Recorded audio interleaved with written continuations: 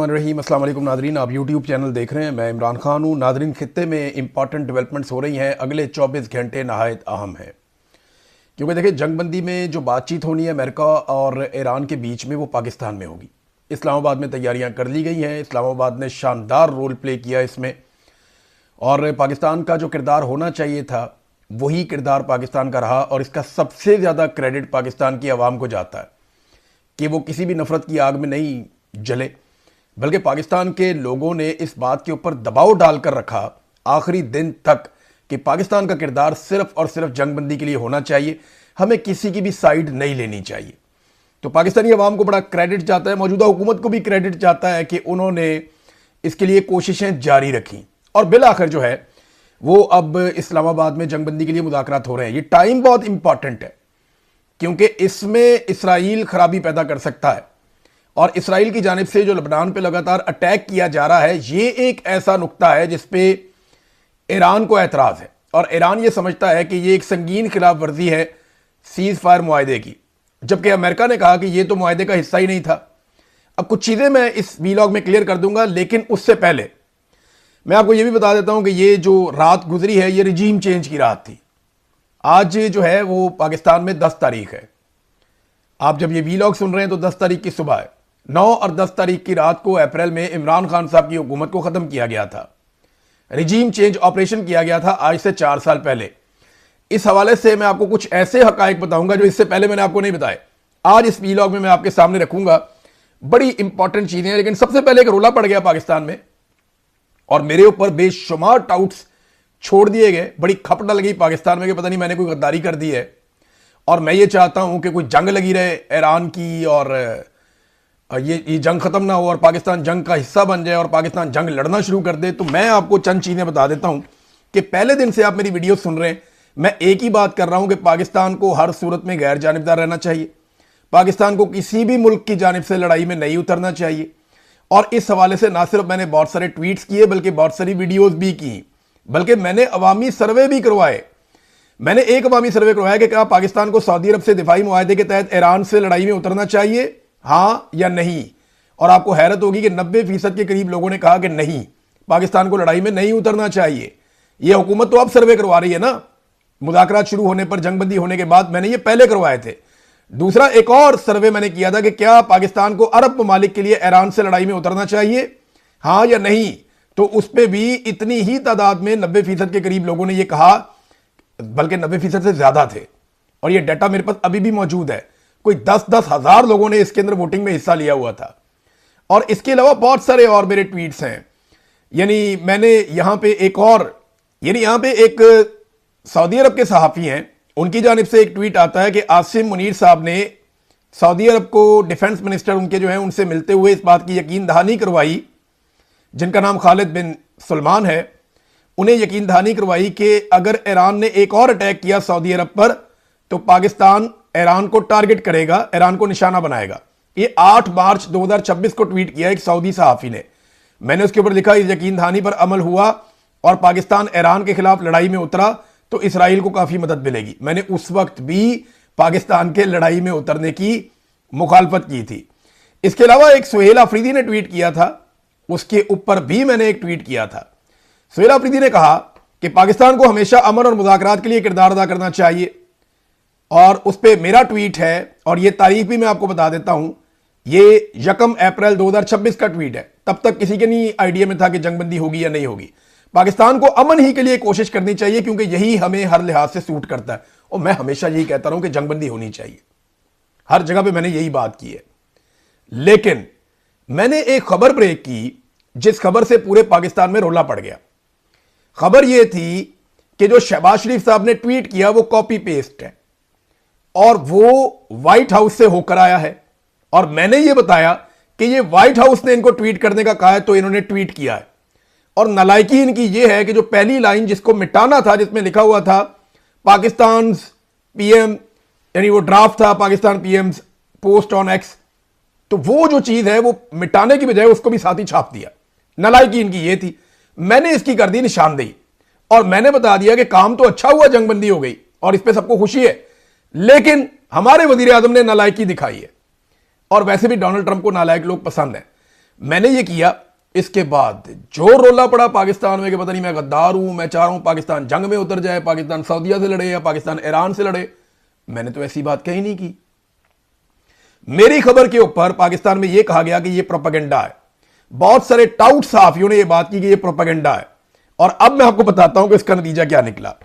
नाजरीन, 1888 का एक बरतानवी अखबार है जिसका नाम है फाइनेंशियल टाइम्स। 1888 का याद रखिएगा। पाकिस्तान में कोई इदारा इतना मोतबर नहीं है जितना पुराना ये है, फाइनेंशियल टाइम्स। 150 साल हो गए इसको। फिर 1855-56 का एक और इदारा है जो अमेरिका में चलता है, न्यूयॉर्क टाइम्स। इसको पौने 200 साल हो गए हैं सहाफत के अंदर। इन दोनों ने मेरी खबर की तस्दीक की है। अब बजाय मुझे क्रेडिट देने के ये मुझे गद्दार कह रहे हैं। आप अंदाजा करें, इन दोनों ने मेरी खबर की तस्दीक की है कि ये ड्राफ्ट व्हाइट हाउस में था, वहां से इसकी अप्रूवल आई है। उन्होंने जो अल्फाज इस्तेमाल किए कि उन्होंने साइन ऑफ किया है, यानी उन्होंने मंजूरी दी है इस ड्राफ्ट की, इस मुसव्वदे की मंजूरी व्हाइट हाउस से हुई है। यह इन अखबारात ने लिखा और इसके बारे में बताया। दीगर अखबारात ने भी लिखा, लेकिन ये दो बहुत मोतबर है, एक बरतानिया का एक अमेरिका का। इन दोनों ने मेरी खबर की तस्दीक कर दी। मेरा जो सोर्स था वो पाकिस्तान में था। उसने मुझे बताया लेट नाइट जब पाकिस्तान में थी, और हंसते हुए बताया कि बहुत बड़ा ब्लंडर हो गया इमरान भाई।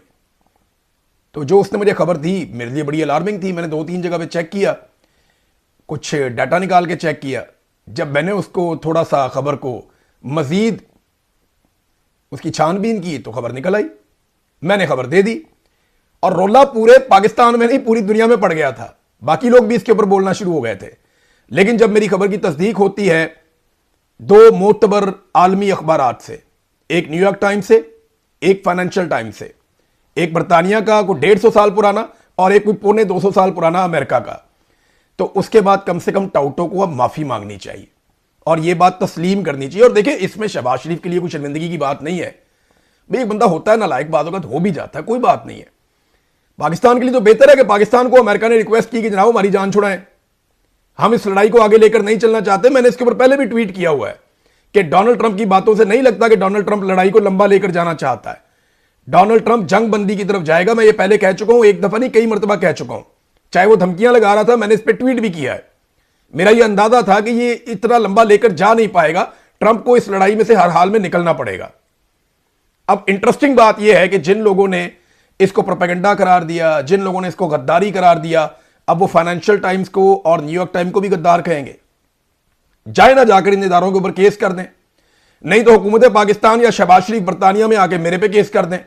भाई यहां की अदालतों पे तो इनको यकीन है ना, आए मेरे पे केस करें और साबित करें कि ऐसा नहीं हुआ। करें ना केस मेरे ऊपर यहां पे आके। तो ये कभी केस नहीं करेंगे, ये झूठे हैं, फ्रॉडी हैं। इन्होंने जो सोशल मीडिया का गंद जो मेरे ऊपर उछाला और जो इन्होंने टाउट्स मेरे ऊपर छोड़े, उसके बाद ये सूरत बन गई और अब ये माफी भी नहीं मांगते। और इसमें जो मेन बेइज्जती है ना, मैं आपको बता रहा था, वो शहबाज शरीफ की नहीं है, वो डोनाल्ड ट्रंप की है। डोनाल्ड ट्रंप एक तरफ धमकियां लगा रहा था कि ये कर देंगे, वो कर देंगे, पत्थर के जमाने में धकेल देंगे, इतने घंटे बाकी हैं, इतने घंटे बाकी हैं, अब ये होने वाला है, इतने बजे हमला करेंगे। और साथ ही वो डोनाल्ड ट्रंप एक ड्राफ्ट भिजवा रहा था कि यार ये करो, मेरी जान छुड़ाओ, यानी मेरे से अपील करो कि जंगबंदी के लिए टाइम और बढ़ा दूं 2 हफ्ते, जंगबंदी कर दूं 2 हफ्ते के लिए, मेरे से अपील करो, मैं अपील मंजूर कर दूंगा। और ईरान को राजी किसने किया? ईरान को चाइना ने राजी किया, ये अमेरिका ने भी बताया और पाकिस्तान ने भी राजी किया। पाकिस्तान लगातार ईरान के साथ राब्ते में था, ऐसा नहीं है कि पाकिस्तान ने कुछ नहीं किया। पाकिस्तान अमेरिका और ईरान दोनों के साथ राब्ते में था और पूरी कोशिश कर रहा था अरब ममालिक को भी राब्ते में रख के कि जंगबंदी हो जाए। लेकिन जिनका इंपॉर्टेंट रोल है, जो चीजें हकायक है और मंजर आम के ऊपर है, वो मैंने आपके सामने सारे रख दिए हैं। अब टाउटों को चाहिए कि माफी मांगे इस बात के ऊपर कि आलमी अखबारात ने बाकायदा उस बात की तस्दीक की कि ये ड्राफ्ट फाइनलाइज हुआ व्हाइट हाउस में और उसको कॉपी पेस्ट किया शहबाज शरीफ ने। अब नाज़रीन आ जाएं मुज़ाकरात की तरफ जो इस्लामाबाद में हो रहे हैं। इस्लामाबाद में काफ़ी तैयारियां की गई हैं मुज़ाकरात के हवाले से, लेकिन कुछ इंपॉर्टेंट चीज़ें मैं आपके साथ शेयर करूं। सबसे पहले तो यह है कि आबना हुर्मुज़ अभी तक पूरी तरह नहीं खुली और उसको खोलने के लिए ईरान की शराइत हैं और वो ये कहता है कि सीज़ फायर की शराइत मुकम्मल की जाए। जो अमरीकी क़यादत है वो पाकिस्तान में मुज़ाकरात के लिए रवाना हुई है, उनका साजो सामान पाकिस्तान में पहुँच गया है और वो अपने ही सामान के ऊपर भरोसा करते हैं। सुपर पावर भी है वो कहलाता है, उसके पास बहुत पैसा भी है लिहाजा अमरीकी नायब सदर और बाकी लोग पाकिस्तान पहुंचेंगे मुज़ाकरात करने के लिए जंगबंदी के, जबकि ईरान की मुज़ाकराती टीम इस्लामाबाद अभी नहीं पहुंची। पहले खबर ये आई थी कि टीम पहुंच गई है, लेकिन ईरान की तरफ से एक स्टेटमेंट भी है कि लबनान पर इसराइली हमले रुकने तक मुज़ाकरात मुअत्तल हैं। ये एक खबर एजेंसी है और ये ईरान में पासदाराने इनकलाब से मुंसलिक न्यूज़ एजेंसी तस्नीम है, उसने ईरानी वफद के इस्लामाबाद पहुंचने से मुताल्लिक खबरों की तरदीद कर दी है। और इस न्यूज़ एजेंसी ने एक बाखबर ज़राए का हवाला देते हुए रिपोर्ट किया कि ईरानी मुज़ाकराती टीम के अमेरिका से मुज़ाकरात के लिए इस्लामाबाद पाकिस्तान पहुंचने से मुताल्लिक कुछ मीडिया इदारों की खबरें मुकम्मल झूठी हैं। यह बीबीसी पे रिपोर्ट हो रहा है और उनके मुताबिक ज़राए ने उन्हें बताया कि जब तक अमेरिका लबनान पर इसराइली हमले रुकवाने का अपना वादा पूरा नहीं करता तब तक मुज़ाकरात मुअत्तल रहेंगे। वैसे अभी थोड़ी देर पहले खबर आई है कि नेतन्याहू ने अपनी काबीना को कहा है कि वो लबनान के साथ बातचीत शुरू करें और लबनान की जो हुकूमत है उन्होंने पाकिस्तानी हुकूमत से रब्ता किया और ये कहा कि पाकिस्तान भी इसमें रोल प्ले करे कि यहाँ पे मुज़ाकरात करवाए जाएँ और जंगबंदी जो है वो लबनान में भी करवाई जाए, क्योंकि लबनान में बड़ा खौफनाक अटैक हुआ है। एक ही दिन में बहुत सैकड़ों लोग वहाँ पे शहीद कर दिए गए, हज़ारों लोग जो हैं वो वहाँ पे पहले भी ज़ख्मी हुए हैं, अब भी ज़ख्मी हुए हैं, तो बहुत बड़ा नुकसान वहाँ पे हो रहा है। उम्मीद की जाती है कि अगले 48 घंटों में मुज़ाकरात की कोई शक्ल निकल आएगी। लेकिन इस बीच में मैं आपको ये बताऊं कि मिडल ईस्ट के अंदर, खलीजी ममालिक के अंदर जो तैयारियां हैं अमेरिका की जानिब से वो कोई कम नहीं हो रही। बहुत सारी चीज़ें ऐसी माजी करीब में रिपोर्ट हुई हैं जहां एक सफ़बंदी वाली सूरत हाल है। कुछ अमेरिकन फ़ौजी जो हैं उन्होंने ये दावा किया है, कोई रिटायर फ़ौजी हैं, कुछ एक्सपर्ट हैं उनके, वो ये दावा कर रहे हैं कि ऐसा लगता है कि अमेरिका अगली लड़ाई की तैयारी कर रहा है। अगर ये मुज़ाकरात कामयाब नहीं होते तो पहले से ज़्यादा खौफनाक जंग हो सकती है। और ईरान की जानिब से भी ऐसी इतलात आ रही है कि वो भी तैयारी कर रहे हैं और वो भी भरपूर जवाब उसी तरीके से देंगे जैसे उन पर हमला किया जाएगा। लेकिन उम्मीद की जाती है कि ये जंगबंदी हो जाए। अब नाज़रीन आ जाए रजीम चेंज ऑपरेशन। जब रजीम चेंज ऑपरेशन हो रहा था ना आज से 4 साल पहले, तो मिलिट्री एस्टेब्लिशमेंट ने एक बयानिया बनाना शुरू किया।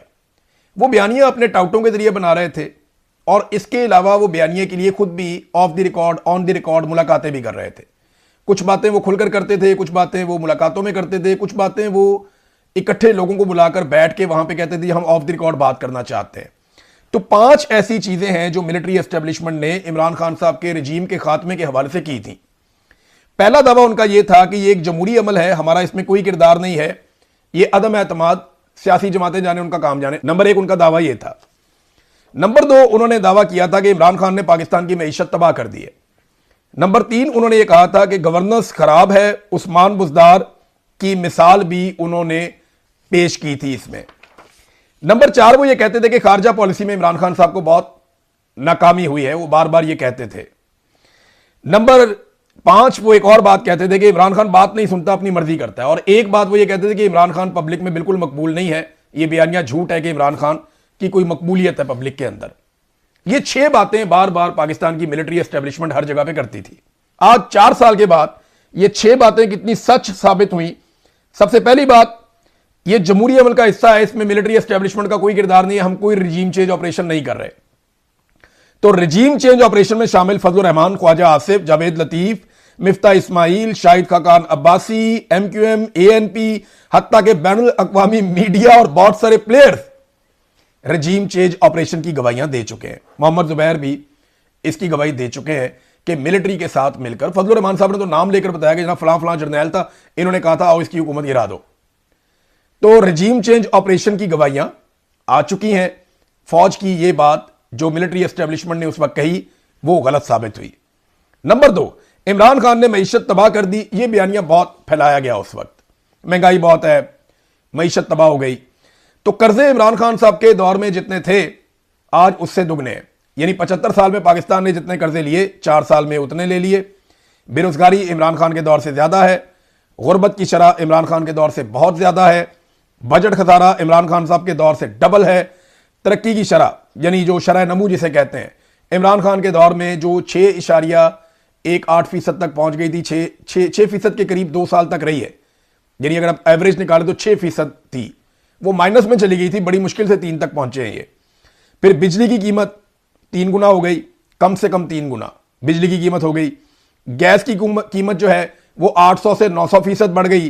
पेट्रोल की कीमतें जो हैं, जो इन्होंने कम करनी थी, वो 150 से बढ़ा के आज 300 से ऊपर हैं। और जनरल बाबर का आपको बयान याद होगा कि डॉलर की कीमत नीचे आई है हुकूमत तब्दील होने के बाद। तो इमरान खान साहब के दौर में जितने का डॉलर था, आज उससे 100 रुपए से भी ज्यादा महंगा हो चुका है। यानी कितनी कीमत डॉलर की भी बढ़ गई है। सरमायाकारी पाकिस्तान की 50 साल की कम तरीन सतह पे है। जो इमरान खान साहब के दौर में सरमायाकारी आ रही थी, आईएमएफ के जाल में पाकिस्तान बुरी तरह फंस गया है।